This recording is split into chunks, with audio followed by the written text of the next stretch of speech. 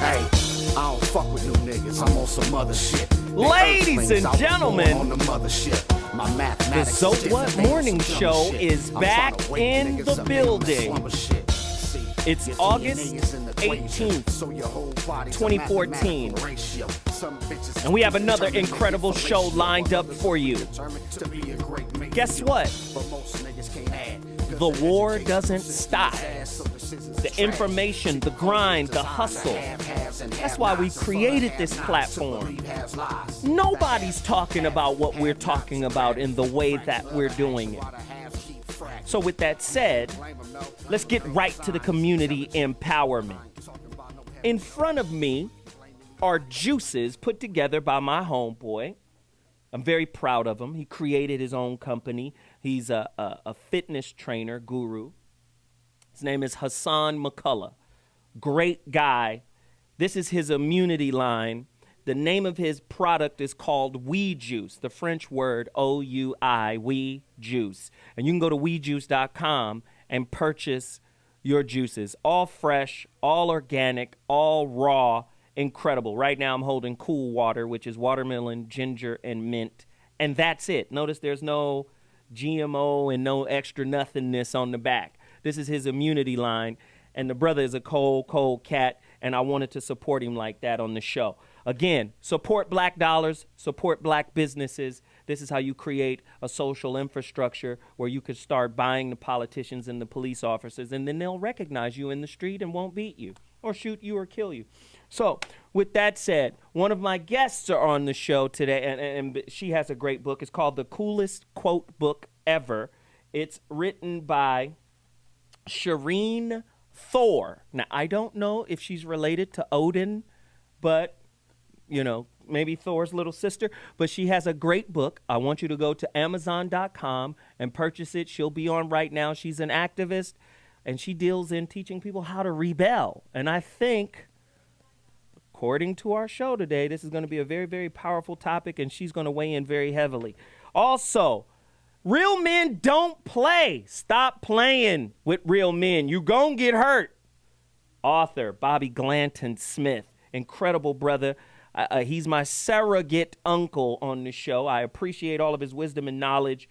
This book is now available on Amazon.com. So go there right now or go to his website, realmendon'tplay.com, and support and purchase his work. Also, go get my book. Only a few copies left. I promise you they're going to be up out of here. And when they are, that's it. The Rebirth of Seeds. You can get that at IamZoeWilliams.com. That is my website, IamZoeWilliams.com. Please, please, please continue to support that. Also, couple of businesses that I always support, that I always mention, and it's very important that I do so. EasyBoyWeb.com. Please continue to support this brother as well. Web designer, logos, Twitter, Instagram, all those campaigns you need put together and done for your business, your small business. He has all of your digital solutions. Easy Boy Web. Please go support right now. Also, Urban Royal Tees. Urban Royal Tees. UrbanRoyaltyTees.com. Go support them. Blackmastery.com. Ramomart.com, HipLoose.com, AriseHospitality.com. I'll say them again. Ramomart. That's Arise Hospitality. That is the Black Office Depot. All black owned. Office Max, Staples, furniture, pins, stationery. They've got it all. Please support them. HipLoose.com. Fashion. These brothers right here are master tailors. You want a tailored suit? Look at that lapel flower get down. That's a whole nother level of classification, pimp. You want to get down? Get down with HipLoose.com. Please support their movement. Black-owned tailors, right? I'm going to say them again. Did you put up Ramomart? Let's put up Ramomart real quick. I'm wearing one of the shirts right now. The brother has a lot of really nice things. And guess what? All your orders are now being filled. I appreciate everybody for waiting. And now they're here. They're coming in. So y'all can leave me alone about it. I got more. What else do I have? What else? You know what? I'm not going to promote any more things right now because I'm so excited about today's topic. When I tell you we about to go in, we got great guests. We've got people that's going to weigh in on this. But before we leave, I'm urging you right now, don't play yourself because that's what this show is about, changing your belief system. Black Mastery as a neurolinguistic program, you got to get it. You got to rewrite the thought process, the software, the program that's running on your black brains. And we're going to attack that today. Go to blackmastery.com. Hook up with Vanessa Conway. She is the author and creator of this. It's amazing, man. Narrated by Iyanla Vanzant, a neurolinguistic program that undoes all of the negative thoughts that black people as a community tend to hold and harbor. So you got to get busy, blackmastery.com. Play the Black Mastery and I'm out. While others are predetermined to just rip shit. Most niggas the former, but I'm the latter. A nanobot from planet Rock, never go.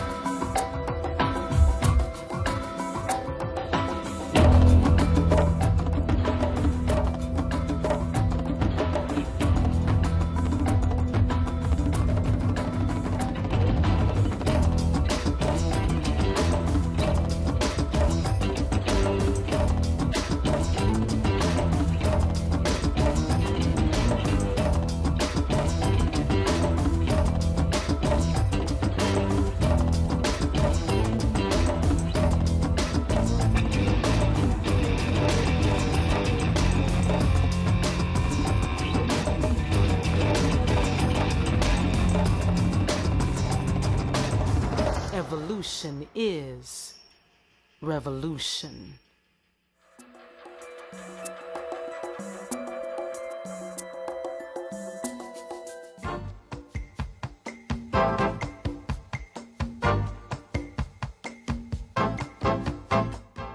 And one of the greatest tragedies in life is getting to the end of your life and looking back and realizing it was mediocre and it didn't have to be that way.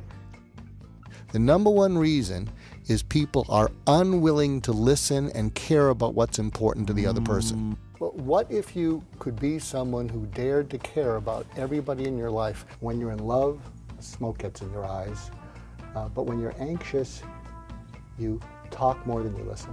I asked my wife a month ago, I said, I don't know whether to have an affair or buy a motorcycle. And she said, if you have an affair, I'll kill you. If you get the motorcycle, you'll kill yourself. Go with the bike.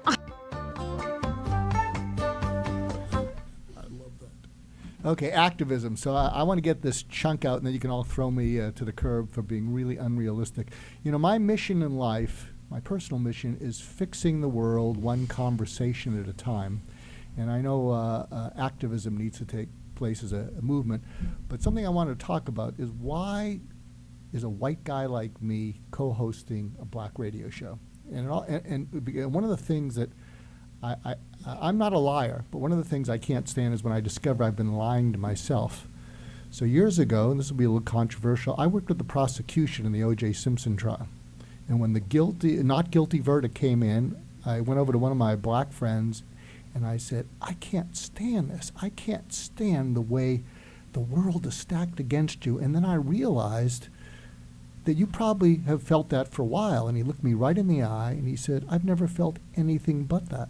And it was such an awful feeling. I looked at him, I said, why didn't you tell me it was so bad? This is horrendous. And he looked me straight in the eye and he said, because you didn't want to know. And he was right. And that has haunted me. And so one of the reasons I'm on this show is I need to know. because I'm not someone who can knowingly lie to himself. And I think if there was a way of us having conversations like that, but you got to find people who are more bothered by being hypocrites than they prefer to be self-righteous. But find those people and then bring them to any cause, because I can't stand lying to myself. So that's my little tip of the day. Wow. Don't lie to yourself. That's the doc's tip. And that takes us to the topic. You know how we do. We like to rattle cages. We like to force people to think we want you uncomfortable. If you're not uncomfortable after this show, we failed, right? We might as well not be on. So with that said, today's topic, Fight Club, the revolutionary activism show. What is the most effective way to affect change in today's American society? And you know me, I've got questions. Activism. Is it a form of terrorism? The reason why I say that, soon as you put together a collection of people that stand against something that's wrong in this company or in this country, what happens?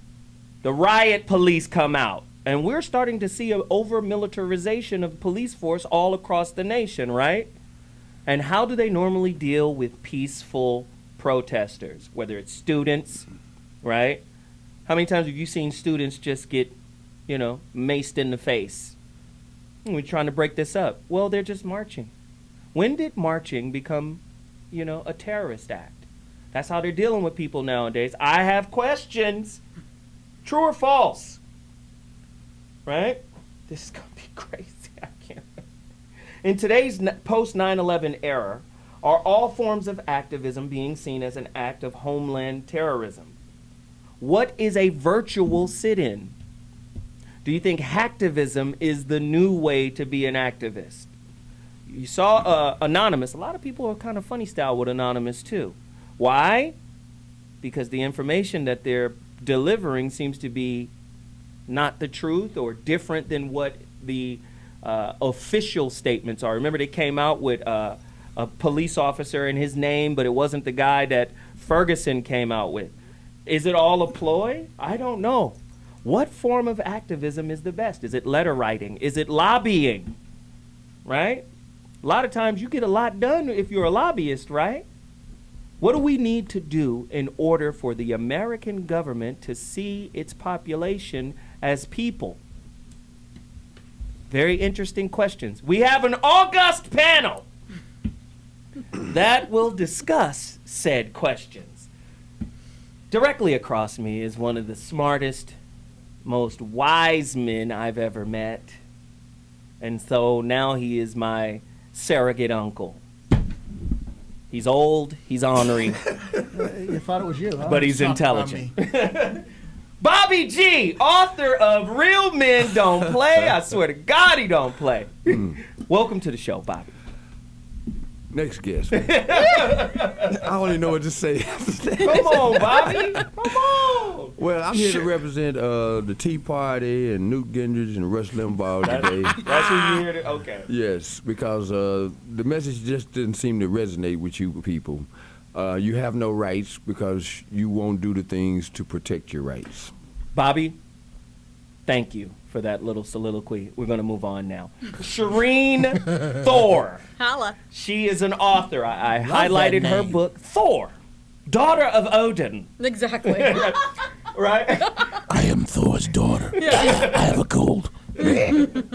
No, she's an author of the book called The Coolest Quote Book Ever, right? And she founded something called Awaken the Rebel, a movement that helps people who feel disenchanted with their lives to stop settling for less and awakening their inner rebellious. I'm all about rebellion. Oh, yeah, baby. That's why we brought you on. Welcome to the show. Thank you so much. Again, the homeboy Hassan McCullough is in the building. He is the one who created WeJuice, WeJuice.com, personal trainer, fitness trainer, nutritionist, the whole nine.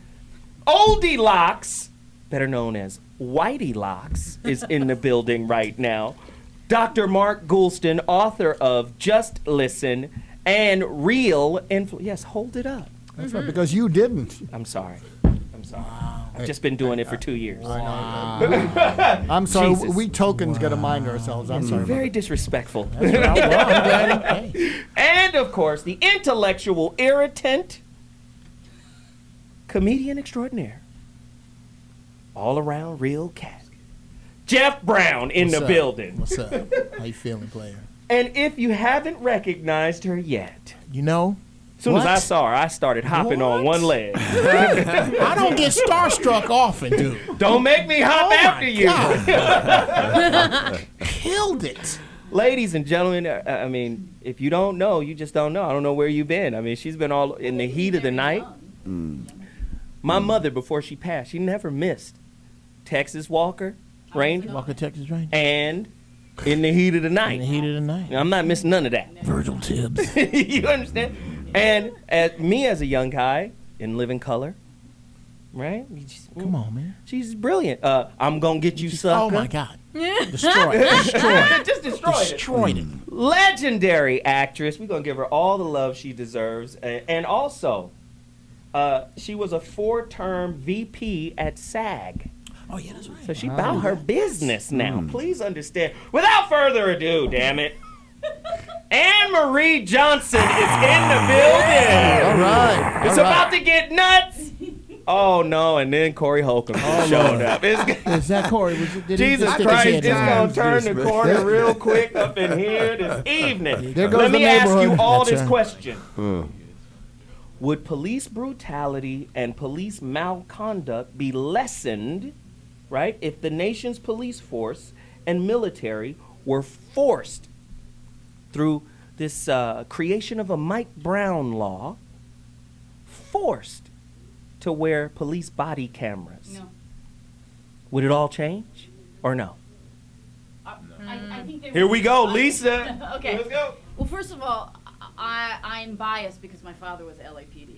Ah, So I'm a cop's kid. I have a different perspective. I lived it. And he was an officer when it was not advantageous for African Americans to be police officers. So, Still isn't. well, let me tell you from experience, here we go. it's a lot better now than it could have ever been when my father was police. He was one of the first to integrate squad cars and no one wanted to ride with him. So, I have a different take on what's going on. I know you asked a specific question. Would there be less abuse of power if officers or first responders or peace officers were told, or if it was mandated that they wear cameras and recording equipment? Yes, I think you'd see a lessening of the abuse. I think you'd see a higher level of accountability. But I think it's a deeper question. I think, and I know we're going to get to it because we were talking about it in the green room. We all need to talk about our accountability and what we do as citizens and as human beings, according to the doctrine. I agree with you. It is much deeper than the surface, obviously. Geoff Brown. I tend to agree with about 85% of that, which is I don't think that the victim's behavior has anything to do with the protocol of the individual in charge of the victim. I don't give a shit what I did. If I just got through ass raping 5-year-olds, if I don't have a gun, you're not supposed to shoot me in the fucking eye. That's okay. That's it. I don't care what I did. Okay? You know what I think black people want? We just want you to treat us like rich, fat, white guys. If you could just do that, because I've never seen a rich, fat, white guy pulled out of his M5 and sat on the curb in a $1,500 suit. I was driving an M5 in a $1,500 suit and got pulled out and sat on a goddamn curb, and I was 3 blocks from my home. So the fat white guys don't go through that. If we could just all get the same rights as the dudes on the dollar bills, that's not going to happen. I got to say something. You know, with the current technology, what if people who lived in places where they get abused and misused, what if you there are pens available. You can put it in your pocket. And what if it was tape and stream, meaning as soon as you there, it streams, as opposed to someone ripping it out of your pocket before you upload it or download it. I think if you, there's a saying. What is this, Dr. Evil? What are you doing? No, there's a saying: sunlight is the greatest disinfectant. One of the Supreme Court judges said that. And so, with this technology, I mean, people, you're not allowed to tape people, but the point is, if you have nothing to hide, you have nothing to fear. But imagine that's just in your pocket. I think they're even available now for less than $100. So, whenever you feel like you're in danger of something. How do you turn it on in the presence of a cop bearing down on you with a gun? Well, maybe one of the things is, if you black and you reach for it, no, but maybe there's an issue. No, but maybe one of the things is it is activated. You get it activated by voices. So it automatically goes on and off. It's activated by stuff like that. But the point is, if it's just recording it and then it streams it immediately, then let the jury of public opinion take care of that. Let Loki's sister speak. Recorded Rodney King. Even when things are recorded, the jury did speak, and the police were exonerated until it went to a civil rights federal law. I think this is not about recording. This is not about what you caught on tape, who shot John. We need to have an honest conversation about the systematic and institutionalized level of racism that we all have to own up to. All of us have to own up to.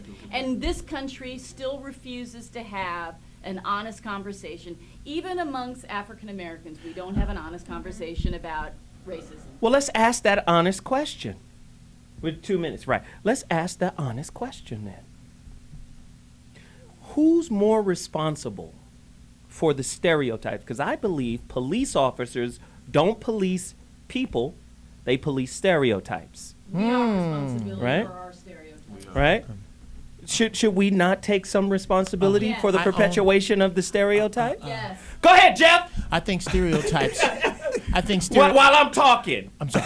I think stereotypes are just used actually to weaken you, and there are some truth to. Okay, let me put it out there. I own my stereotypes. Yes, I love chicken.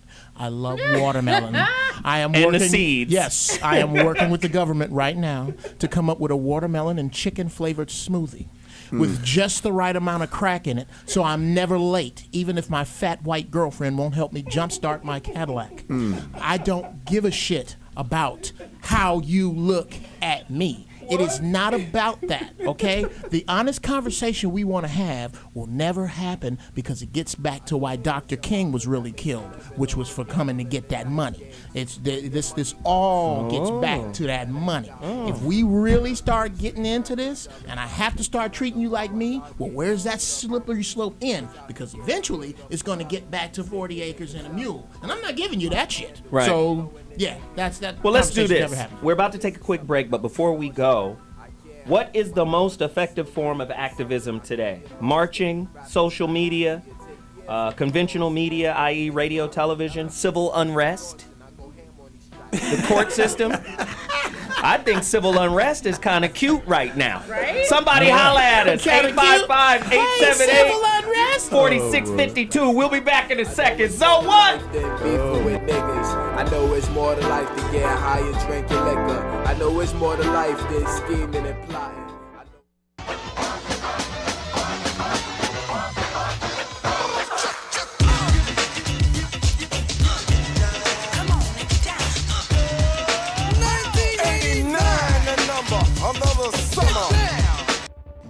Greetings world, we are Anonymous. On August 9th in Ferguson, Missouri, the 17-year-old and unarmed Mike Brown was shot several times and killed by an officer of the Ferguson Police Department. His body was left to lie in a pool of blood in the sweltering heat for hours while 15 police departments militarized the area against protesters, sealed the roads leading to Ferguson in a vain attempt to prevent protesters from reaching the city. The police has clearly crossed a line in the sand. For this reason, Anonymous will not be satisfied this time, as we have in the past, with simply obtaining justice for this young man and his family. Anonymous demands that the congressional representatives and senators from Missouri introduce legislation entitled Mike Brown's Law, that will set strict national standards for police conduct and misbehavior in the USA. To the good people of Ferguson, take heart, and take your streets. You are not alone. We will support you in every way possible. Occupy every square inch of your city. Demand justice. Staying silent today could result in the death of your kid tomorrow.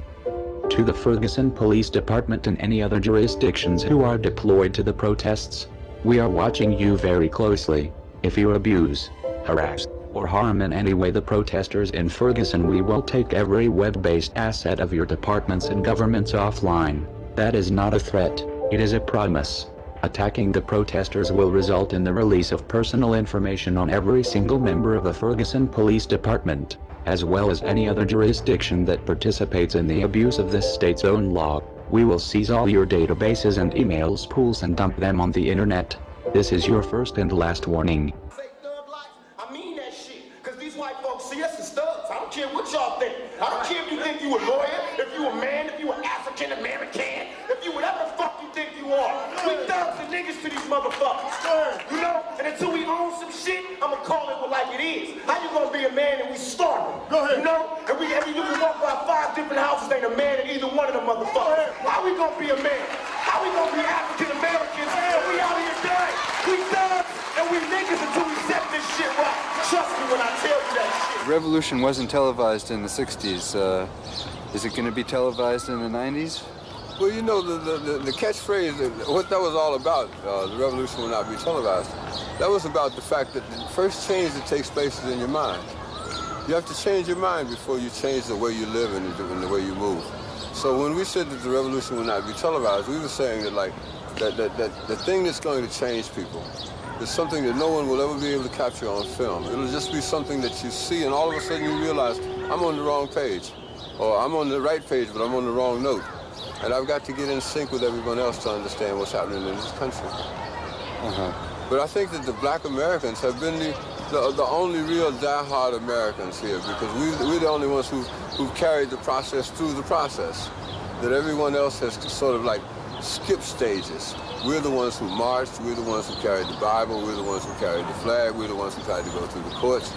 And being born American didn't seem to matter, because we were born Americans, but we still had to fight for what we were looking for, and we still had to go through those channels and those processes. Hey, it is going down up in here. Hold on. It is going down. I need to know when black folks kill the Indians. Geoff, hold on. God damn it.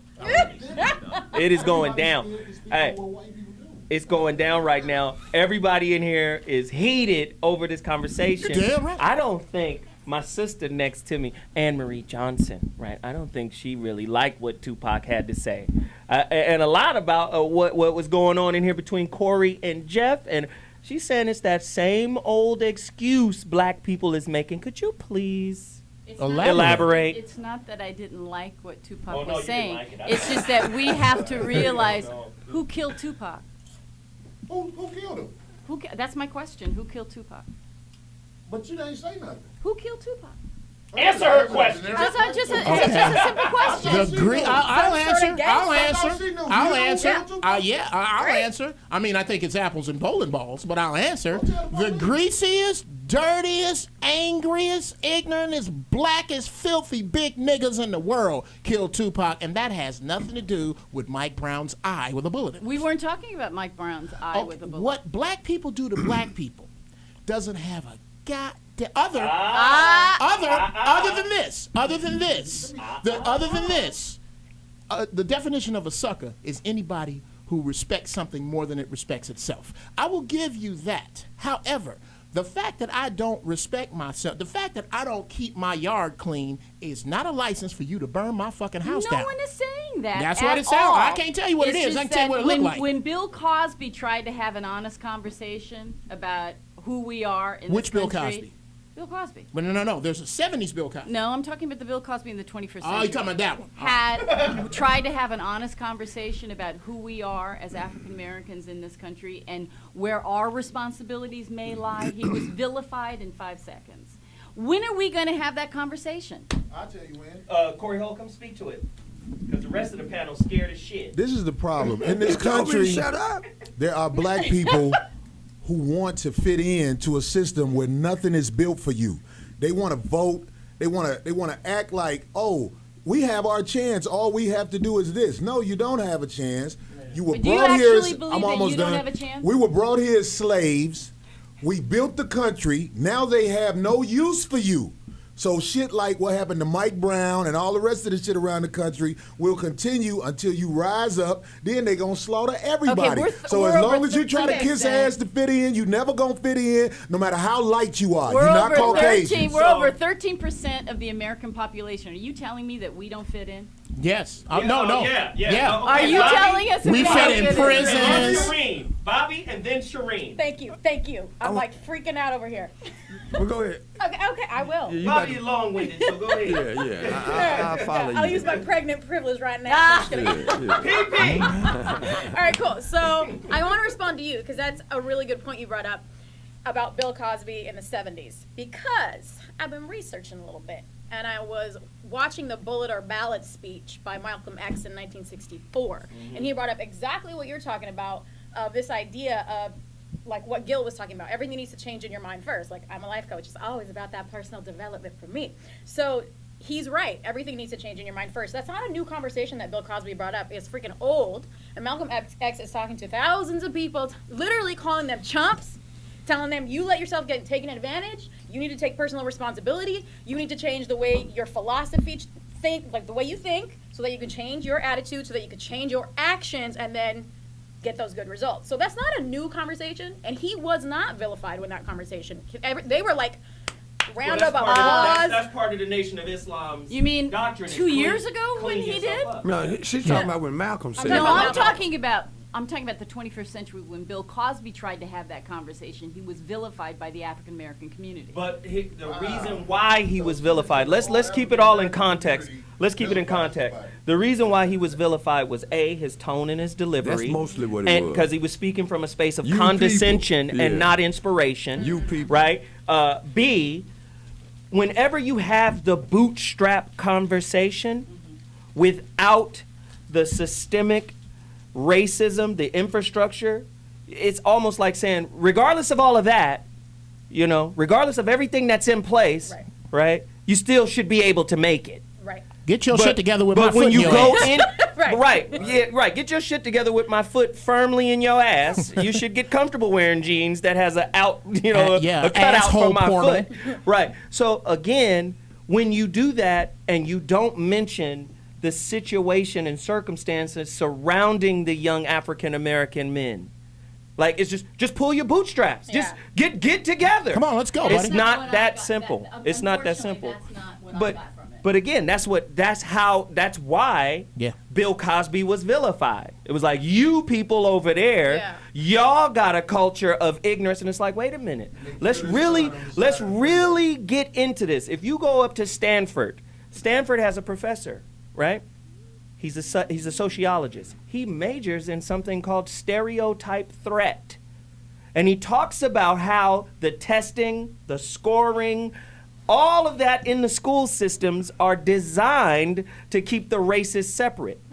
There is a study out that says when white 17-year-olds graduate versus black 17-year-olds when they graduate from high school, the whites have a 4-year gap in advancement on blacks in reading. And that's just on how the damn books are structured, how the work is structured.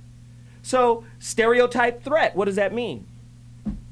In the information, if there is any negative disparaging of my people, or I'm not in the educational curriculum, there is an insecurity that's inbuilt in the learning. Stereotype threat. And they said this is across not just high school, not just elementary, but on into college, whether it's Harvard or wherever. So let's not have the bootstrap conversation without that counterpiece. Yeah, I agree with you. Go ahead. I thought I was next. Let's talk about. I'm sorry, Bob. Well, you gave up your spot. Yeah. Don't get out of line and try to come back. Go ahead, Bobby. Shit. All right, quickly. First and foremost, Mike Brown was executed. And I think there's a lot of factors involved in that do need to be discussed separately because we can't enjoin those two conversations because the boy was executed. Yeah. by a policeman that was unprofessional. Yeah. He was racially guided by that action because he would never do that to people in another community that he lives in. Because he's policing the area he doesn't know anything about anyway and care anything about. So what goes on in these contained areas, and that's what black communities have become, contained areas where the same laws do not apply. Right. Now, with that point being made, I have to be honest and say what led up to that, I want to take some responsibility for that, my generation. Because Mike Brown was supposed to learn that you don't take nothing from somebody that's not yours. Not just him, a whole generation of young black kids have this notion that you can take what you want. And it's up to my generation and preceding generations to communicate that message, irregardless of what's happening outside of our community. That's how we should be treating each other with a certain level of respect. That's why it's two different conversations. And you gotta have one straight away. And the first thing they need to do right now is arrest that policeman for murdering that boy. Period. Really, that's the truth. Because Dr. G and then Geoff. Running out of time. Just go ahead. Okay, go to brownlist.com. Brownlist.com. It's a site that's going to explode in the next few months. Really, what it is you can bring any problem to the site as long as you attach a solution to it. You cannot bring a problem unless it has a solution, and then it crowdsources solutions. So if you want to offer better solutions to that problem, you can, but the whole idea is no problems without a solution, and I think it's a reaction to people not taking any personal responsibility for anything, but it's a great concept. Brownlist.com. Good stuff. We're going to take a quick break. When we come back, more questions on this topic. It's a very important topic. How do we affect change? I don't think we can affect change through activism until we are personally accountable. I think that's what's being laid out here. We'll be back at 2.2. Zo What Morning Show. Holla! That's the last place you see me. Old ways resurrected. Neighborhood need protection. Brotherhood is disconnected. Black schools are too neglected. Hard for us to understand. They underhand. We so religious. Generations we conditioned how to cope with being a victim. Self-hatred, feminism. Listen to the criticism. Telling us to pray and have faith in the judicial system. Fuck that. I ain't with it. Are saddened by the looting that has taken place. The anger shown is being directed towards the wrong source of the problem. Your local Quick Trip or your Foot Locker store did not cause the death of Mike Brown. The robbing and looting of local black business by young black minorities will not avenge Mike Brown. Do not become the reason to cover bringing justice for young Michael Brown. Keep the streets peaceful, resistant, and engage in powerful civil disobedience. Looting will not bring any justice. To the Ferguson Police Department and any other jurisdictions who are deployed to the protests, this is your warning. We are watching you very closely. If you abuse, harass, or harm the protesters in Ferguson, we will take every web-based asset of your departments and federal agencies offline. That is certainly not a hollow threat, but it is a promise. If you attack the protesters, we will attack every server and computer you have. We will dox and release the personal information on every single member of the Ferguson Police Department as well as any other jurisdiction that participates in the abuse. We will seize all your databases and email spools and release them to the public. You have been warned. And what form will the activities of these various so-called invisible movements take in Harlem this summer? An example, Commissioner Murphy. Almost every statement that Commissioner Murphy makes would give you the impression that he's encouraging the police, rank-and-file policemen, that to take whatever method or measures necessary to hold the Negroes in check. He feeds the type of statistics to the white public to make them think that Harlem is a complete criminal area, that everyone is prone toward violence. This gives the police the impression that they can then go and brutalize the Negroes or suppress the Negroes or even frighten the Negroes. Whenever something happens, 20 police cars converge on one area. This doesn't frighten Negroes. So it means that someone is either misinforming Commissioner Murphy and making him use tactics this year that he would not use 4 years ago or that the former policeman Kennedy would not use.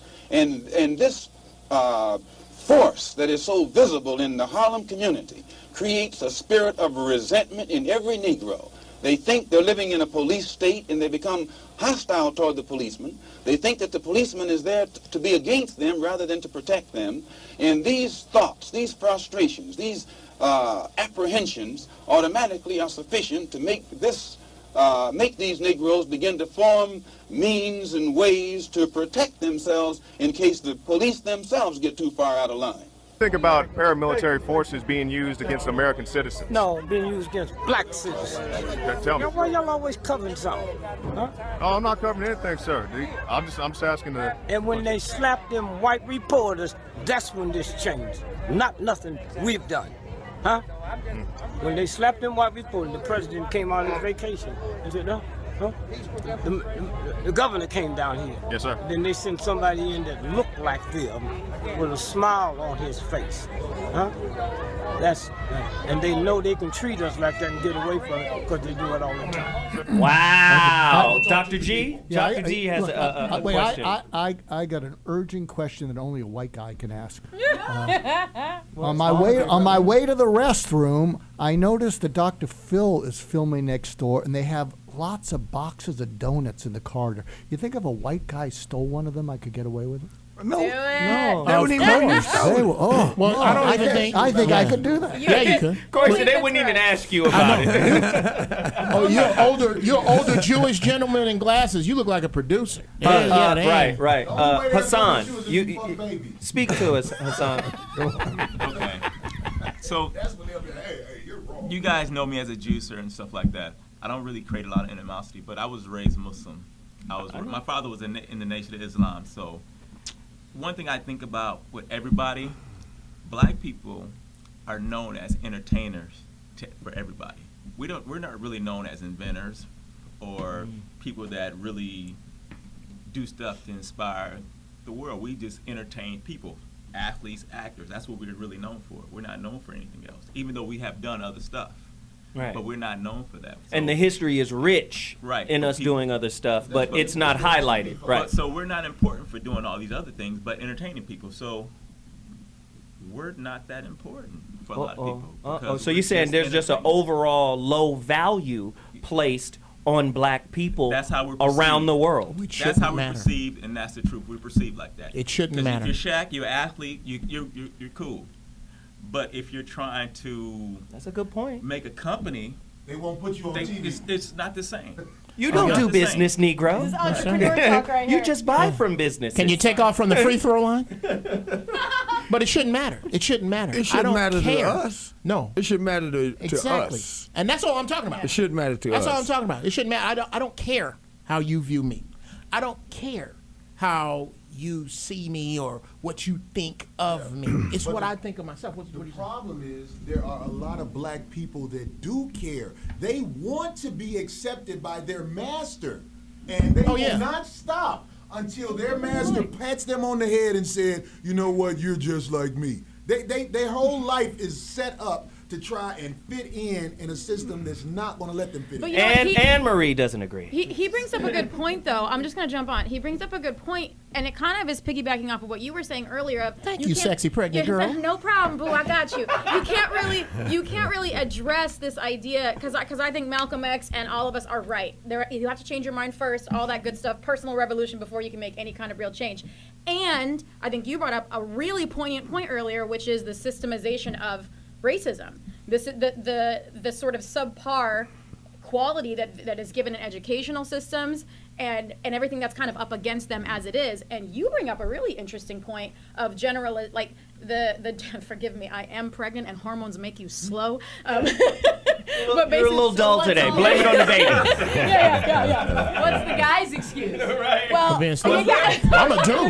I'm a dude. I'm supposed to be slower than you. But this idea of he's talking about like generations and generations and generations before us. If you've been taught to have a master who's going to approve of you, then for sure, to some degree, you're going to have to break that generational issue. Go deeper. So Say I like more. what you're saying, even though I don't like the idea that someone would have this need for a master, and I'm resist the optimist in me wants to say like, oh hell no, that's not true. It's all about your personal freedom. But no, there is.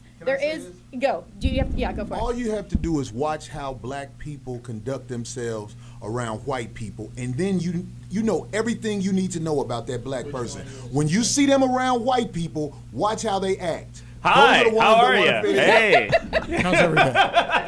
Well, I'm going to represent the African American person who was raised in an integrated society. Speak on it. Okay. Go, girlfriend. I was not raised in one particular area against another area. I was raised in an integrated society, went to integrated schools, junior high school, college, graduated from UCLA.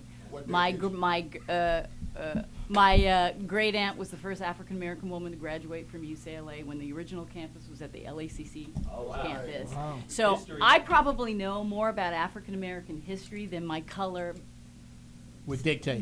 Right. Speak on it. You got the floor. because I feel, as I have felt my whole life, that those of us of a certain hue are marginalized when it comes to the conversation of who's the biggest nigger, who's been treated worse. Are you a real black person or are you a real black person?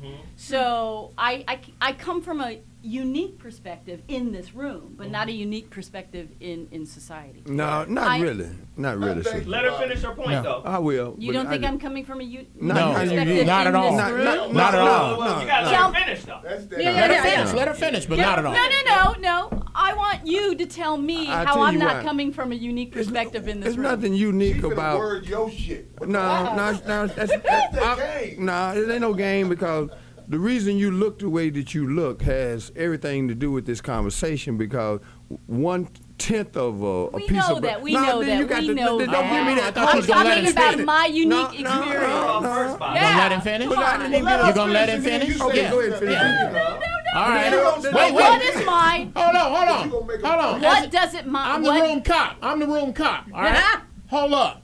Now, if you gonna get a man the floor, get a man the damn floor. Yeah, but he was going to a place that I That wasn't even doesn't going. matter. You get a chance. Hold on. It's not that I don't like it. It's old. It's old news. And you know what? What makes me unique here in this room? Okay. Now, hold on. That's what I asked. Now, is it okay? You said Not you were historically. unique. Uncle Bobby. You said you Not were unique. historically. Uncle Bobby, I got you. Hold on a second. He is going to answer your question. He needs. If he's hold allowed. on. What? He needs. Can I have 15 uninterrupted fucking seconds from you adults? Let Bobby talk. Thank you. This man is going to attempt to answer your question, and he may not do it the way you like, and you will have the chance to rebut him the way white folks do in debate. Now, if you don't like what he got This to is say, too long, hold Geoff. it. Go. Hit it. The moment's Okay. already passed. All right. No, it ain't. Go See, ahead, Bobby. we watched the tape from 50 years ago when Malcolm X was talking, and we just had that same thing recreated in this room. Because what you said about being unique is the same issue, the light skin versus the dark skin. Let me finish. What I'm saying is, yeah, she was shaking her head already. Let her finish. Go. We've Close been your eyes. we've been going through this light skin black thing from the perspective of you're sitting there saying my people did this and they were the first this and the first that. Woo. And if we still having that first conversation, ain't nothing changed. It ain't nothing changed. Ain't nothing unique about that. I'm responding to his comments. Hey, I'll let you know what the I didn't period graduate from You're not the UCLA. only one that got a college degree in here. I got one too. I didn't even You know say what the period that. go? The period This is means where- that I'm through talking. This is where it's not. The period this means is where I'm it through gets, talking. It gets. I don't have a college degree, but I bet I got more money than most of them motherfuckers that come up out of UCLA. So- I bet I make more money than them motherfuckers. And he dark skinned. Okay, so And this dark is skinned. technically off the rails. Officially. Officially and technically. We're going to take a quick break, and I promise you, I never I'm got going to to- get order, and we're going to come back sane. So What Morning Show. We'll be back in a second. Lord,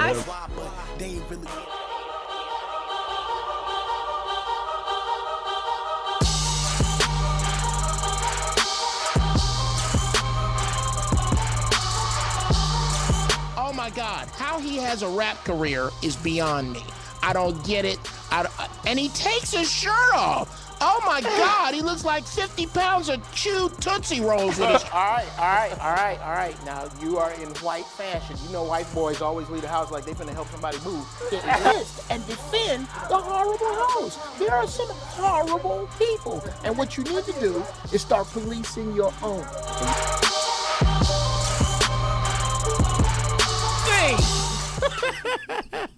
Okay. Just like last week, it is week number 3 that let me check. Baby Teen Wolf, has Sharon Cummings called the show? Mick Hucknall's nephew, has Sharon Cummings called the show? Okay. Sharon Cummings is the lady that works at the police station that said the incredibly, in Malibu, thank you, that said the incredibly derogatory things about the missing and now dead Mitrice Jameson, and I'm waiting on her call to defend herself. You're talking about the Mitrice, yes, the Mitrice case. Thank you, Zoe. Yes. Today, we've been kind of getting into it and going back and forth, and there's some very valid points on either side with regard to black people needing to get their shit together. And that is exactly right, and I totally agree. But I agree from the burn standpoint. Where I think we need to be, and I'm a little radical, but because black people are in a position to where if they integrate and assimilate, that they can buy separation. That day comes to an end when the dollar crashes, and it is coming. And you will then see, and to me, that's the only time that black people are going to get together, is when Puffy is being chased by the same militia dude that's chasing somebody homeless. Money is what black people worship. Anything that goes wrong, he got money. That's the first thing black people say. What I think needs to happen with Mike Brown and with all of these cases is something I like to call financial terrorism. If it were up to me, as black people, we would pick an innocent corporation, as innocent as Mike was. What do you mean innocent? An innocent, let's just say Anheuser-Busch is innocent. They're in St. Louis. They have nothing to do with this. But what if we said, hey, you guys, we see that you didn't do anything against this, but you didn't do a goddamn thing for it as a corporation. You didn't send down anything for the looters to drink, did you? You didn't send down any milk for them to pour over their heads to counteract the tear gas, did you? So for the next 10 years, nobody black or sympathetic with its cause, black people's cause, will drink Budweiser. We don't drink Bud. That's usually for NASCAR, white guys watching cars turn left.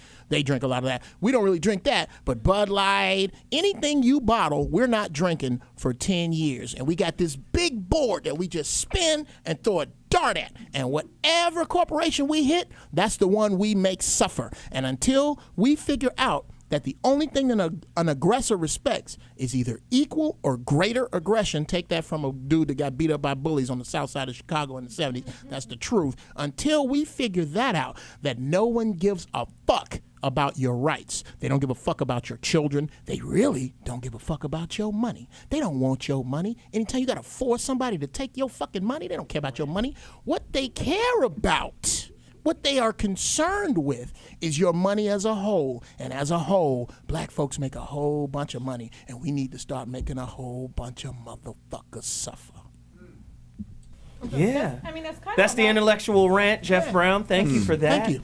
Some of that I wrote while I was high, as you can tell. Because I like high. God is on high. I get high. That's what we talk. Let me just say, economic sanctions as a means of activism isn't new. Martin Luther King, when they boycotted the bus line, that hurt that economy. Changed the economy. Changed it.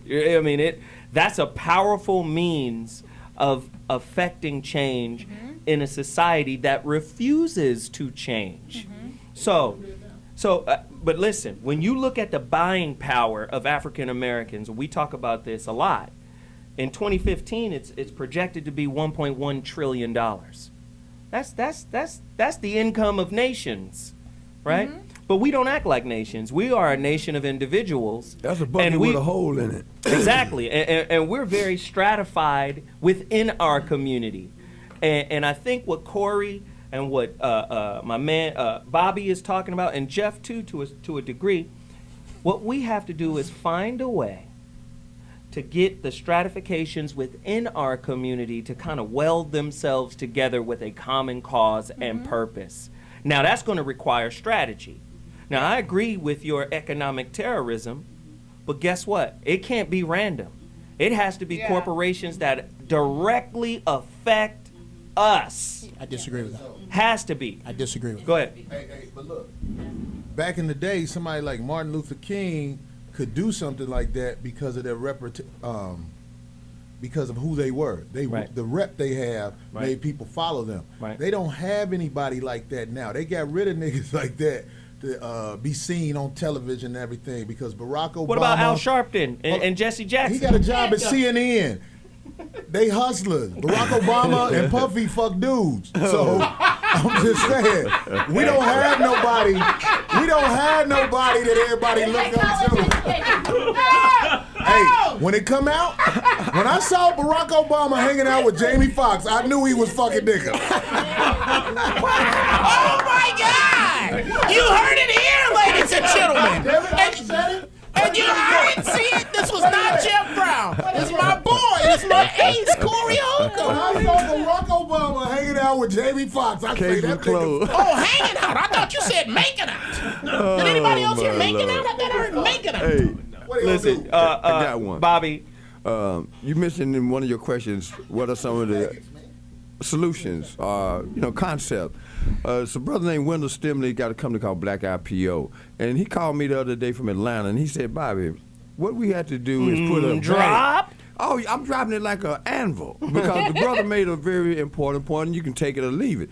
He said, until we put a value, economic, monetary value on a black life, we can't go and get the money that the families do. I think that's working backwards. No, listen to this. Because life is priceless, whether it's black, white, or whatever. It's priceless. That's untrue. If you say priceless. That's not if true. you take this man's life, it's gonna cost X dollars. somebody some money. Yeah. That's a different conversation Absolutely. than priceless. No, I get what you're saying. You're talking about. I get what you're saying. That's punitive damages. You're talking about making somebody pay a price, but at the end of the day, somebody. But at the end of the day, hold on, Bobby. At the end of the goddamn day, making them pay a price. That's just like a luxury tax for a sports team. At the end of the day, if you do this, we're gonna charge you this. Now, let me finish, Bobby. This is my show. Remember that now. Let me get this. But the point that I'm making is, until the police value all life. Who you think I'm talking about? I'm just talking about period. No. At the end of the day, listen to me, Bobby. At the end of the day, Mike Brown, Eric Garner, what's the other hoodie? My man with the hoodie, Trayvon, Oscar Grant.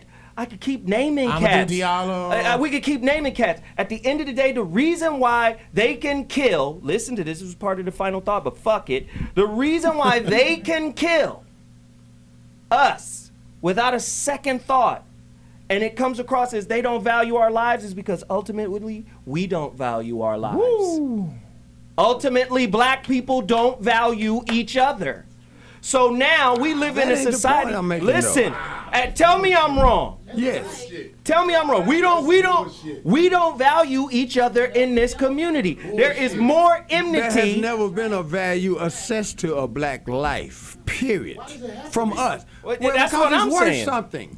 Your life is worth something. It's worth more than something. It's possible. Okay, let's put a it's dollar, possible to agree with you both. Value. It is. Because I didn't say nothing to contradict Yeah. Can I jump in on this? Okay. You talk about a bunch of people I agree. Who brought over here from their homeland and put in a fucking cage.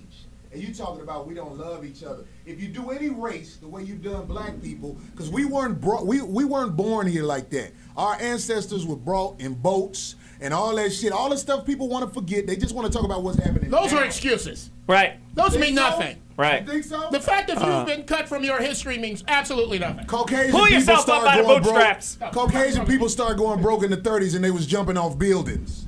Okay. And then every time, let's not leave this out. Every time black people showed an incredible amount of unity, an incredible amount of togetherness, economic togetherness. We don't, come on. Black Wall Street. Every time. Did that happen or To didn't it? me, in my perspective, and maybe Dr. Goulston could speak for his white counterparts, but for me, from my perspective, black togetherness is an act of terrorism. To me. The blacks have to listen to what I'm saying. And I'm just telling you the truth now. I'm just telling you the truth.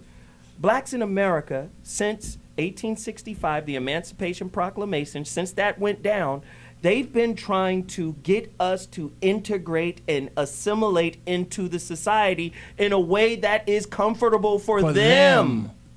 They need to know, like, you don't have no residual resentment because we fucked you over all this time. So shave your facial hair. Conform so I can be comfortable. White people are the most myopic people on planet Earth. Let's just be honest. Wait, what does myopic mean? Just closed-minded. It's just tunnel vision. Tunnel vision.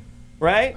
Some of the most, what happens is it turns into a conversation of, hey, that was 150 years ago. That wasn't me. I don't know anything about it. There's an isolated and insulated kind of interface going on. Unlike anybody else on the You guys live earth. over there. This is your experience. This is ours. And until that's dealt with, because that's, to me, that's the honest conversation you alluded to earlier. The honest conversation is, now you have to be reflective, white folk. When you see shit like Mike Brown, when you see that, you have to be reflective and go, I'm connected to those I'm goobers. connected to this monster that produces this type of behavior. Right. When Meserly, the guy who shot Oscar Grant, when he only serves 11 months for taking the life of a young father and son, when he only does 11 months and he's out of prison, but when a young kid has $200 worth of crack, he goes for 30 years. His house should be up for sale. Let's just be honest about that, though. This is why black thugs ain't shit.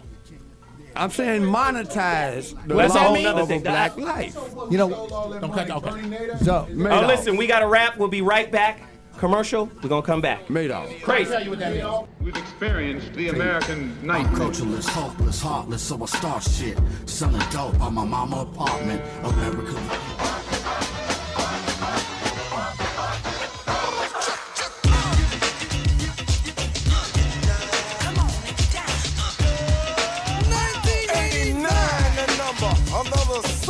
To shed blood.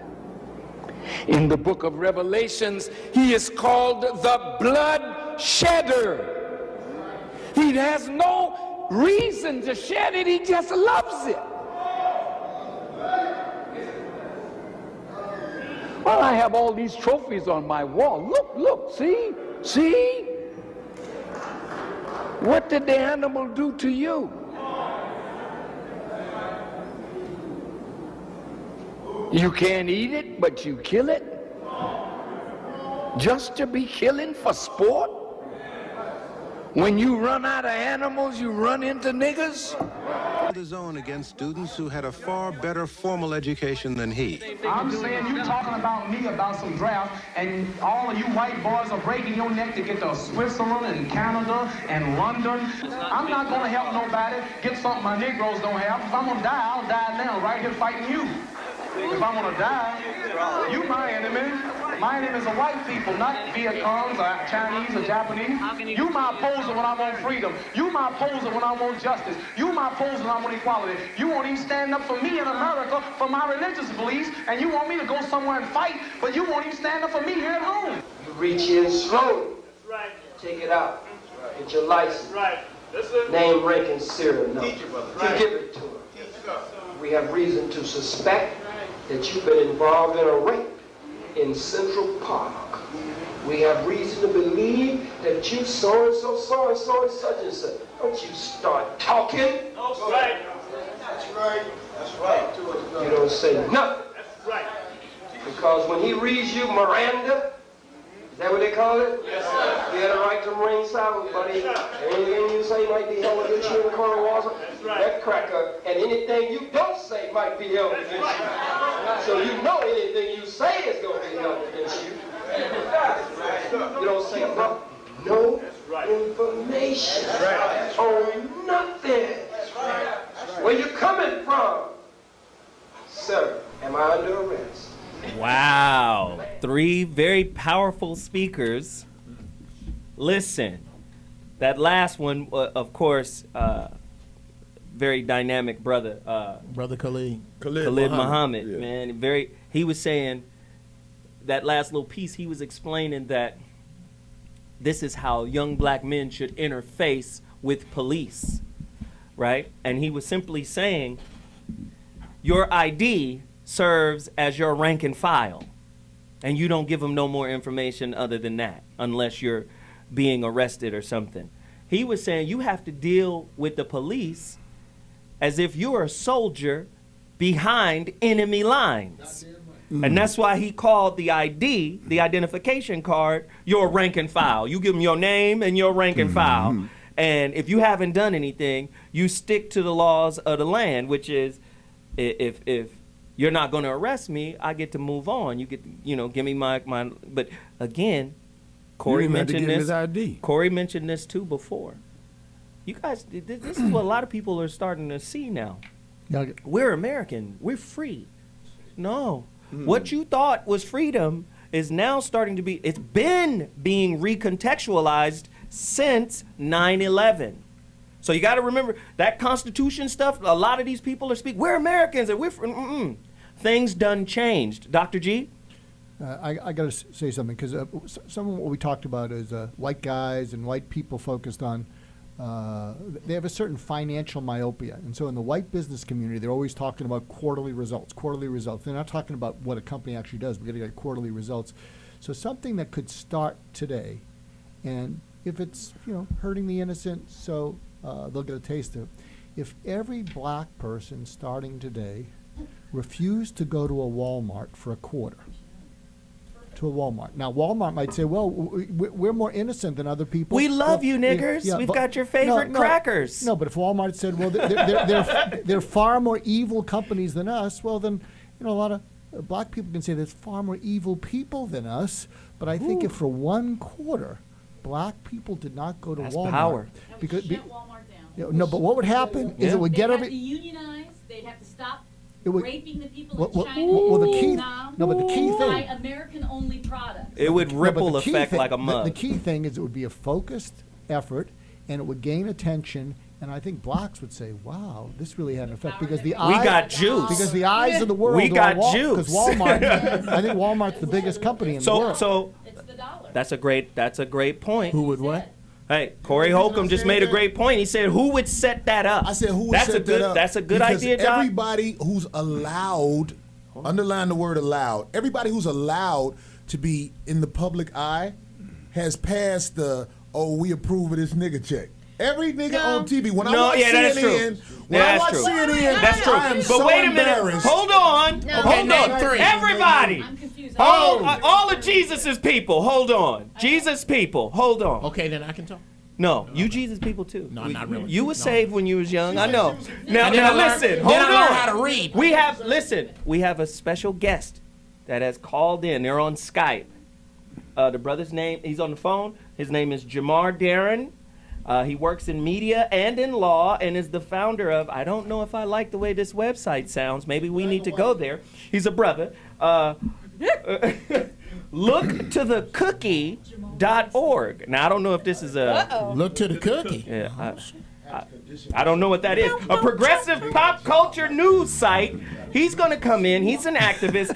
Brother Jamar, speak to us. I know you've been listening to the rabble that's been going on in here. Speak to us, man. Talk to us.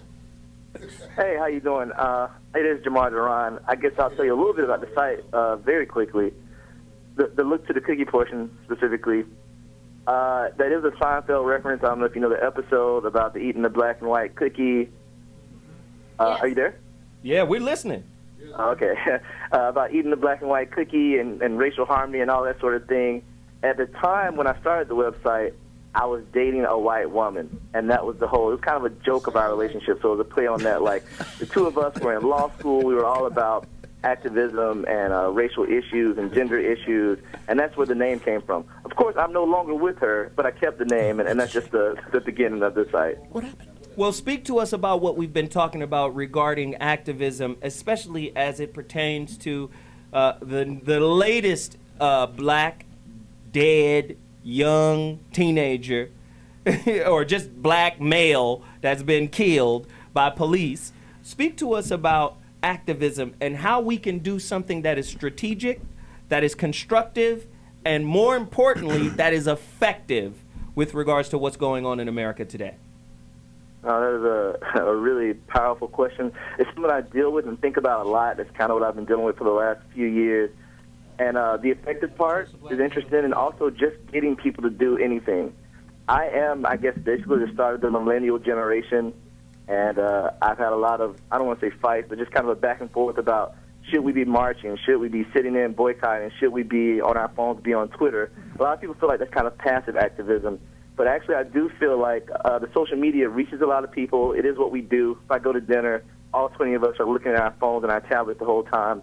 And we'll see what happens there before we see something that happens right in front of us. So just to get attention and get the message out, you do need to use all those outlets. But I do think the Twitter and the Facebook and whatever it is, that's going to reach more people. Now, beyond that, my struggle as far as to actually get people to do stuff, you know, some of these things, like right now we got the Ice Bucket Challenge, that could work in these movements. But to actually get your brother, your friend, your cousin, your next-door neighbor to do these things, I don't know what that takes.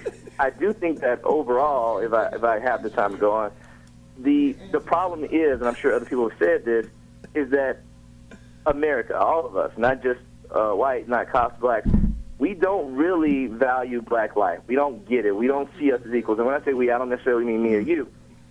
And that is that's the issue. That is the main issue, is making us human, making us equal, showing people that we are not this thing that the statistics and the news and things will portray us as. Well, brother, let me just say, man, I appreciate the information you've shared with us. You're more than welcome to hang on the line with us, and if you have something to say to us, I will come back to you. I want to throw some of the comments that he said, you know, that he laid out. Is it cool if I jump up? Is it Sure, Thor. Let's go. Handle it. Well, Yeah, Corey is Corey really. is Corey is always trying to respond to what everybody's saying. So, Okay, Miss Thor. we're a little done with Corey for a hot minute. Okay, So, Miss Thor, please. We're never done with Corey. Yeah, that's true. You are pretty entertaining. I'm not gonna lie. Okay, so Hysterical. Corey brought up a point that, like, if we're gonna do this whole for a quarter, let's not go to Walmart and make the black voice heard by using this financial drive that the white man has. Right. He said, well, who the hell is going to do that? And I agree, there needs to be leadership, there needs to be unity, there has to be a focus and a strategy among a mass Settle of down. people for this to happen. However, what's different now is you don't need Al Sharpton. You can Thank the bust Lord. out on Twitter. You can There you bust go. out on social media. Yeah. The Egyptian revolution, you're talking to Egyptian right here, okay? Happened because of Facebook. So now things are different. It's different now. Our voices can be heard because you're a person, not because you're a person of power or finances or any of that. So Great to point. me, I agree with you, there needs to be leadership, but I believe one of us could decide to head it up. Like, he brought up a great point with that Ice Bucket Challenge. That shit is everywhere. Right. Everywhere. Greg About Laurie nothing. at the Harvest Crusade The was only doing reason that on his head in front of thousands of people last night.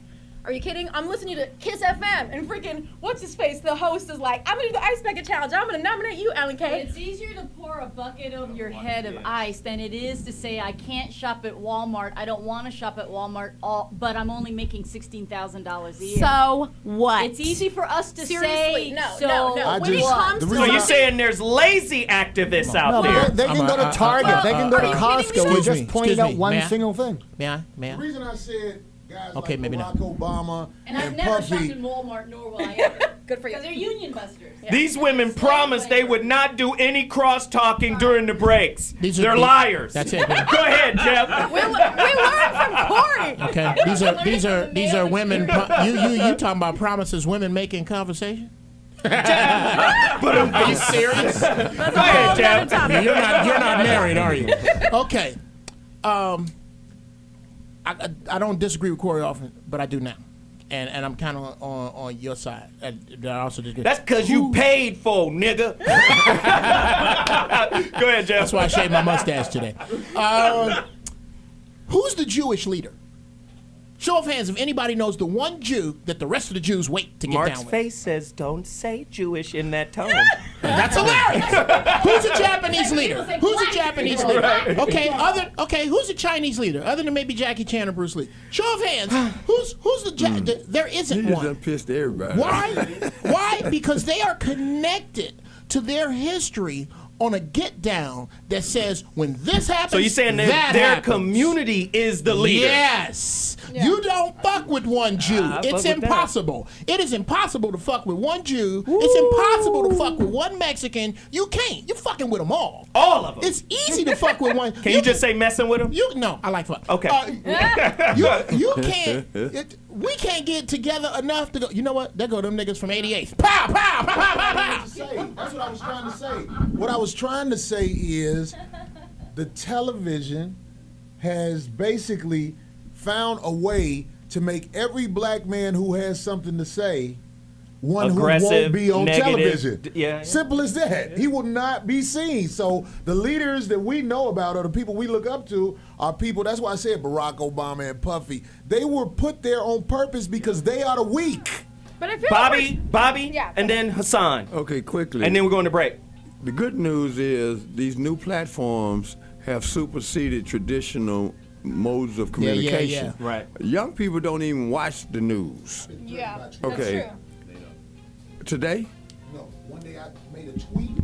I made a tweet about Barack Obama, and the people from Twitter got in touch with me and basically threatened me. I might still have it. Well, here's the Please problem. let us see that. All right, now, all right, Hey, they wrap threaten it, you, and then we gotta go to break. They threaten you, but they couldn't shut you down because there's more. They can and Oh, they they can't. can shut you down now. They can and they can't. They can limit certain conversations, but they can't silence your voice because you go out every week, Corey. You go out every week and you reach thousands and thousands of people real quickly. The good news. Not quick enough. The music. The good news is I there are can. too many forms of communication for us not to be able to impact the economy by spreading that message. We're not shopping here. Right. Stop. Right. And No, we can that's a reach good more point. people now than we ever could in That's a the good history point. of this country. We'll be back at 2.2. So what is off the rails right now?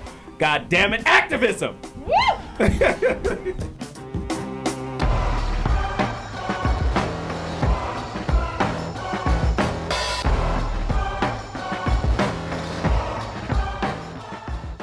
Janice Kelsey was 16 years old when she and her schoolmates were jailed. My mind was made up. I was going to participate. I was going to go to jail. I wanted to get my freedom. Then on the second day of the student demonstrations, things turned violent. Police turned high-pressure fire hoses on the young people and set attack dogs on them. Birmingham civil rights leader Reverend Calvin Woods was there. There had been some dog biting, some beating, some killing. Many people were beaten and spit on and put in jail, lost jobs. But those were minor things compared to what we felt we had to do. The brutal crackdown was widely televised, and images of the event were seen around the world. Robert Corley says this incident galvanized new support for the civil rights movement. It was really that children's crusade that really turned the tide, because it did serve the goal of filling up the jails and forcing the white community to come to the table with King and negotiate some sort of settlement. Come on. Yeah. Let's go, nigga. Yeah. Come on. Yeah. Shit. Bread and butter for your table, right? Hard for the nigga to stabilize. When will you learn to do it yourself instead of waiting for somebody to save your life? Food for the fire. Your bitch ass was born to expire. First to the last, worst of the peasants to fail this class. Living with another man sweating your ass. Turn around like this when you give it up, bitch. Let them live it up, bitch. Get rich. Smile for the camera, let them take your picture. African American homegrown nigga. So Cain and Abel lied. Hard for the nigga to stay alive. When will you get up off your knees instead of begging for somebody to pay your price? If you ain't gon' get it right, move, nigga, let me do it. If you ain't gon' get it right, move, nigga, let me do it. If you ain't gon' get it right, move, nigga, let me do it. If you ain't gon' get it right, move, nigga. These motherfuckers open up stores. Distinguished guests, brothers and sisters, Ladies and gentlemen, friends and enemies. Pledge what? Put your right hand over your heart. Nah, I pass him. I don't even know that shit. First of all, let me say that I love this land, my country. 'Tis of thee, land of racist hatred and bigotry, where they hate me and love me for my niggatry. They call us niggas and they call their kids niggardly, and they've been trying to get rid of me for a century. We simply survived, defy the laws of genocide, and they've been trying to apply them to us. Now how the fuck is my last name Lewis? Ain't no Lewis in Zimbabwe or Kenya, near nigga.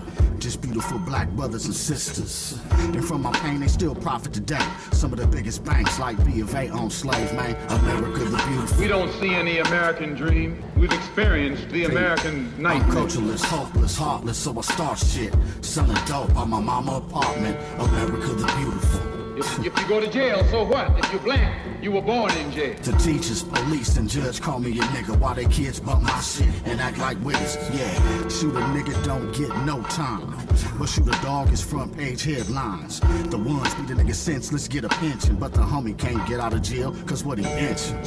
In Texas they still Jeez. That was some very powerful stuff right there. Listen, we have on the line right now famed attorney, my good friend Bobby Glanton calls him, get him out, Grimes. That's him. Milton Grimes is on the line right now. Please weigh in on this hands up, don't shoot movement, man. Dr. What Grimes. is going on, Brother Grimes? Good afternoon, brothers. What's going on? It hasn't stopped going on since I've been alive, so it's going to continue unless we do something about it. I remember when the verdict came out of Simi Valley in 1992, and I was interviewed by the LA Times, and my comment at about 3:30 that afternoon was, if I had me some new tennis shoes and was 20 years younger, I would be in the streets tonight. 2 hours later, young people were in the streets. It caused a change. Sometimes you have to have civil disorder in order to cause a change. It's like a storm that comes along and wash away the old and new will grow. Sometimes we need that. We also need to be in the courtroom. You know, we need some verdicts like one in Florida about a month ago on the tobacco industry, where the jury came back $23.6 billion for one man's death because they were tired of the tobacco industry lying about the addiction of tobacco and the poison of tobacco. And the people were just tired. So they said, we're going to hit these motherfuckers in the ass where it is felt, and that's with money.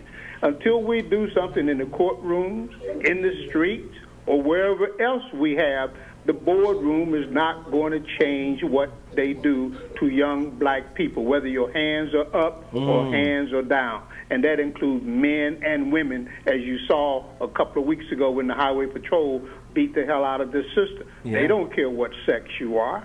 Yeah. And Brother Grimes, let me ask you really quickly, what is the most effective form of activism that we have at our disposal today? What should we do? I think it's a combination. I think it's a combination of civil disorder. I think it's a combination of nonviolent protest marching. I couldn't do that in the civil rights movement because I wasn't going to let somebody smack me and not smack them back. I got that same problem. For that, Right. I'm sorry, but I think it takes a combination. I respect Martin Luther King at the time of when he was living. I couldn't agree with him on the nonviolent movement, but I understand it now better than I did then. But I think it's a combination of things. I think it has to be some serious demilitarizing of the attitude of law enforcement. They are giving thousands of weapons from the Army to law enforcement throughout this country. And when you hold those weapons, I had a AK-47 in my hands a couple of days ago.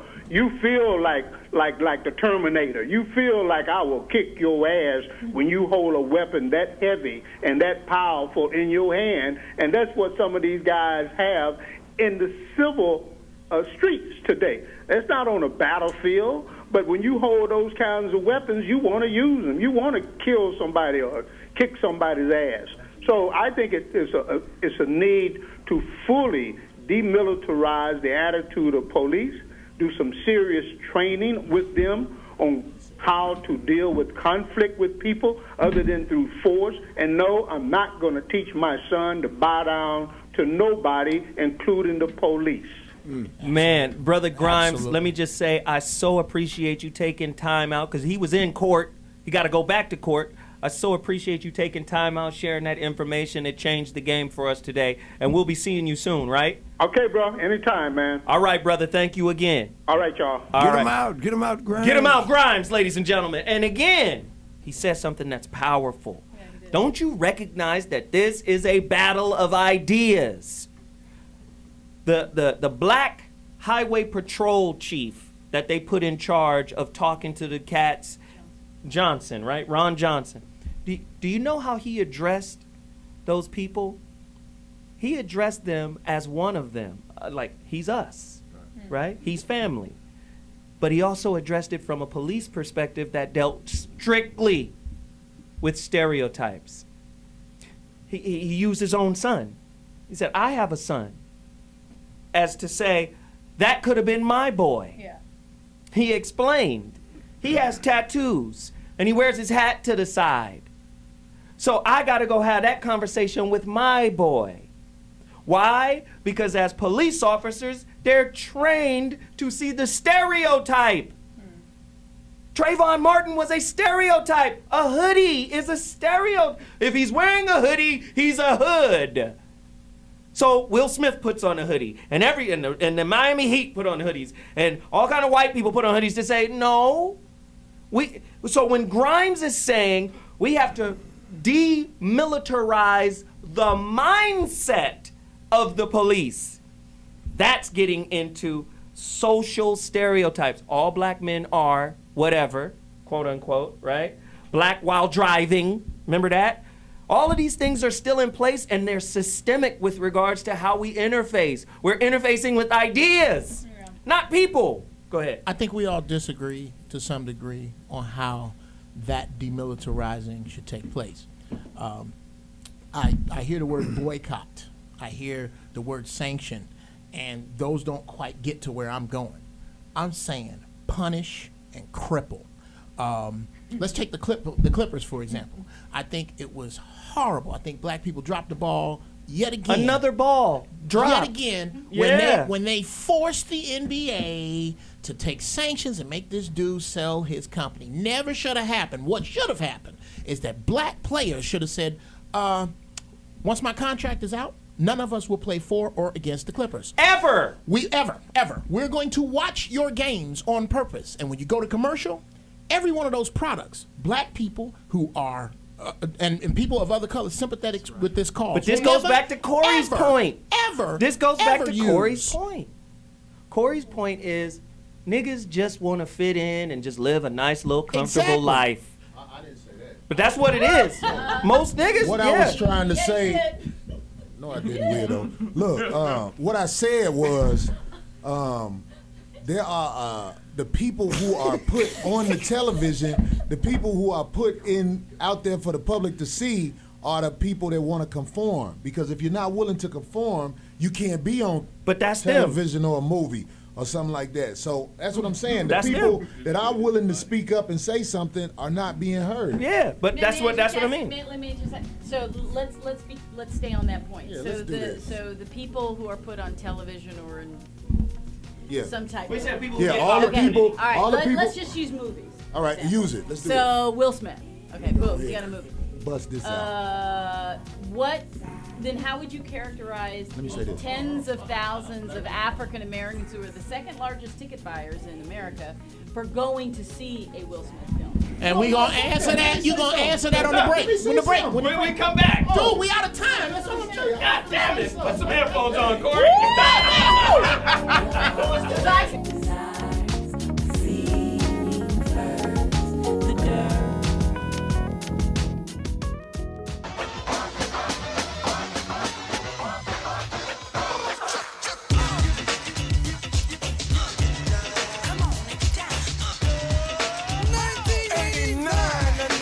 Another summer.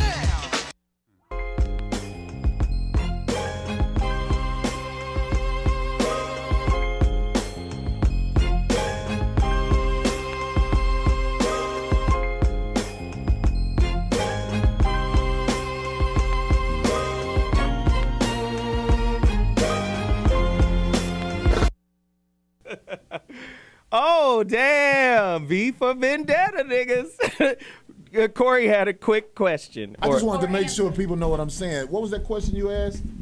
Well, you commented about the people on television and movies and blah, blah, blah. So I said, how do you explain the tens of thousands of African Americans who purchased the tickets to see them? I feel sorry for the people who have to go to the movies and see the same slapstick comedy that's created by, like when they go to a black movie, they think a black person wrote it. That's not true. Hollywood is ran by Caucasian writers. So when you go to the movies and you're so disappointed and you see brothers eating watermelon and you see how she get mad and sisters jumping on one leg like Vanessa Bell Calloway. I'm almost done, ma'am. Like Vanessa Bell Calloway when she was jumping on. See, that's how they do. Finish, they call man. Black This is my final thought. Go. They call the black men angry all the time. But look, I seen too many movies with black women hopping on one leg. It's predictable. Vanessa Bell Calloway got mad at me. And now I'm sure she gonna get mad at me because what you did with your UCLA degree ain't nothing because you was hopping on one leg on TV. Let's see. Okay. Who's going to remember what? Good question. All right, now, God damn it. That's what I Yeah. Who's going to remember what? Cut everyone's mic. You walk into a crowded room. So, now let me do this really quickly. Hey, let me... Let's look you up on IMDb. Let me do this real quickly. Oh God, here we go. Let me do this. Yes. Really quickly, there is a nationwide protest. Blackout Monday, September 8th, 2014. We will not participate or we will not patronize any business that is not black owned and operated. This means do not spend any money in person or online. Blackout Monday, September 8th, 2014. Walmart, Kmart, BJ, Sam's Clubs, Costco, Home Depot, Lowe's, what else? Shell, BP, gas stations. Now remember a few years back, before there was a tragedy, it was Farrakhan who initially called for us to take one day to where we don't purchase anything, and nobody really got on board with him on that. And this was a few years after he did the Million Man March. He said, "Listen, we gotta really show them the power of our dollar by taking it out of their system." But a lot of people don't want to do that because we, like you said something about lazy and apathy. There's, that's in our society. This is what I'm gonna say too. D.L. Hughley posted something on Facebook. He said, "This is a message to Iggy Azalea, Miley Cyrus, and Justin Bieber." He said, "Y'all awful quiet right now." He said, "Everybody wants to be black until it's actually time to be black."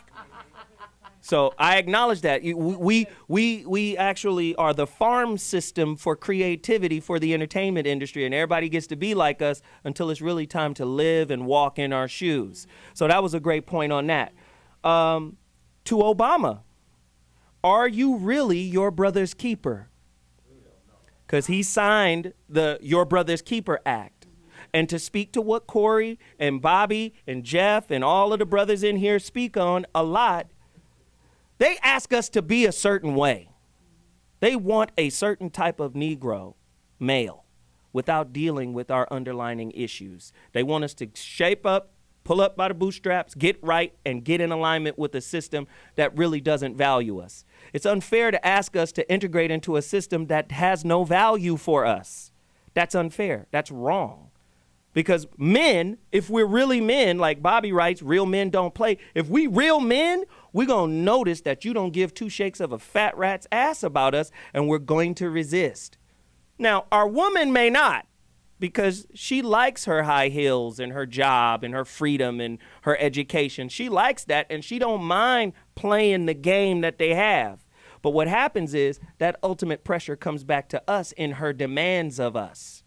You have to acknowledge the plight we're living in order to say this is who you need to be or this is what you should be doing. And then my final thought on this is Bloods and Crips should return to their revolutionary roots. The Bloods and Crips started off as offshoots of the Black Panthers.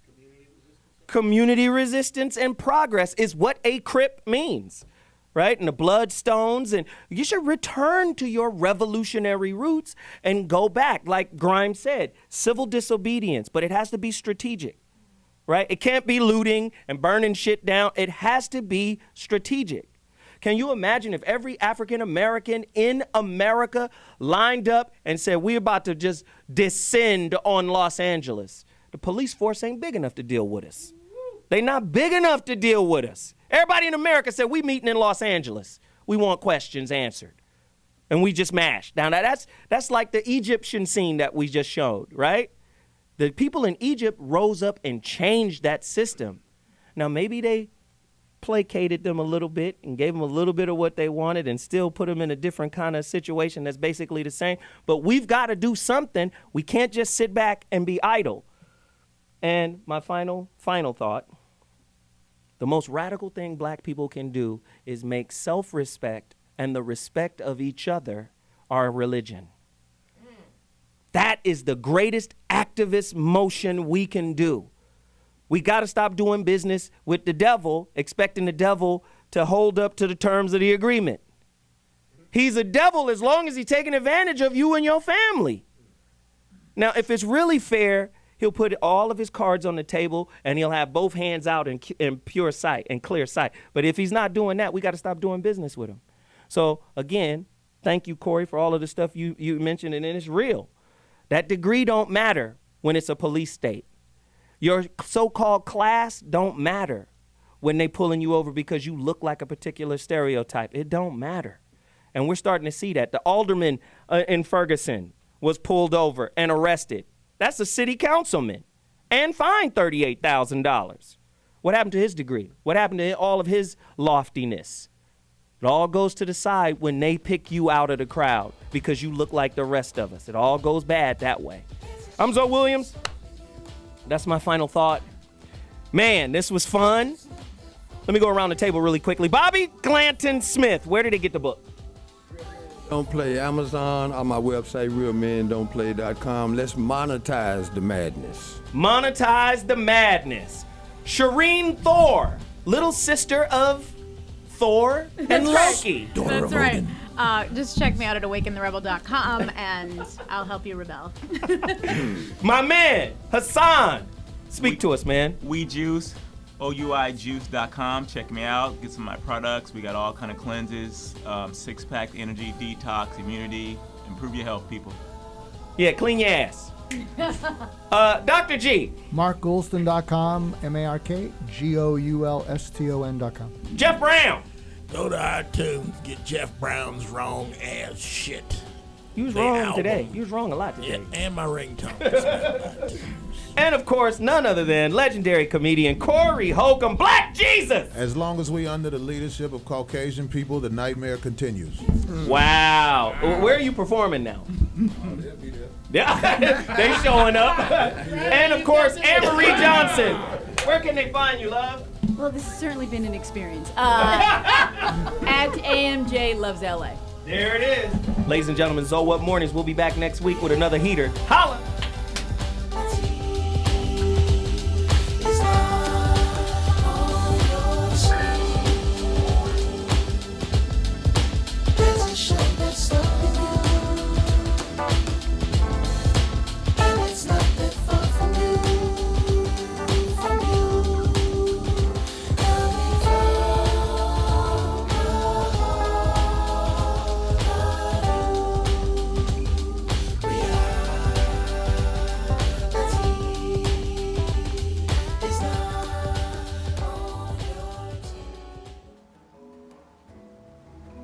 You are watching T-Radio V.